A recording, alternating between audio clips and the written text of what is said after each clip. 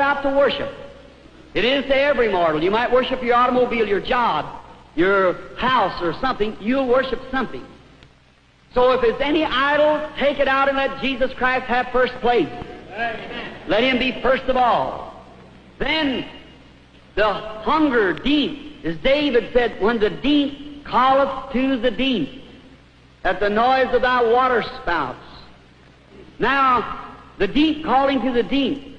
For instance, this, if there is a deep in here calling, there has to be a deep to respond to that call. Maybe I'll make myself clear as this. I'm a great lover of nature, and going into the woods, I watch the sunset. I hear the animals scream of the wild. My mother's a half Indian. So there's something about it in my blood that I love nature.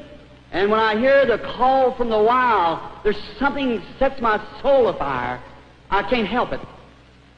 Here recently I was up in Colorado, and I was standing up on a mountain, and I was watching an old mother eagle as she brought her little ones from the nest and on her wings and set them down in a grassy pasture.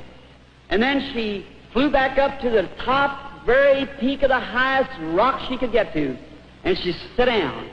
She began to watch. Well, I was watching through my binoculars. My horse was hitched to a tree, and I was watching. And I said, Lord, I like this. And it seemed to me that I said, it smells, if you was ever around an eagle's nest. And they make it out of sharp sticks and things, and then poor little eagles were just walking on those sticks and thorns. They never knowed nothing else. But one day the mother spread forth her wings, and they stepped on the wings and went out. Now I looked at those little fellows, and they were just having a Pentecostal revival. They were just running around on that soft grass, just picking here and chirping to one another and jumping over each other, just as free as they could be. I thought, well, that's right. Now there is like a man in the old nest of the world, knows nothing but that what the devil can give him. But one day God picks him up and sets him down in the shady green pastures. Oh, how he rejoices. He's free. There's nothing, no harm. I thought, well, why ain't those little fellows afraid? Wonder if they realize there's coyotes around that would pick them up. But every once in a while they would look up, and the old mother was sitting up there watching them. I thought, well, praise be to God. That's right. He'd taken me out of the nest of the world, and He climbed the ramparts of glory, sitting on high, watching over His heritage, to see that no harm comes. I thought if a coyote would start towards one of those little eagles, she'd flog him to death. I thought, that's right. Let Satan take after a believer, and he's got Jesus Christ on his hands. That's right. Let him take. After a while, she was watching her great, majestic head looking around. She was on the highest rock that she could find, because she could see everywhere. Her sharp eagle eyes watching. And after a while, I seen her raise her head through my 10-power binoculars. I seen her raise her head and look around. She was whipping the air, and I thought, what is it?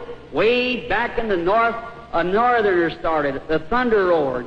She let out a scream, and down through there she went, throwed forth those big wings right out on that grassy prairie. And every one of those little eagles ran over real quick. They were instructed perhaps before leaving the nest.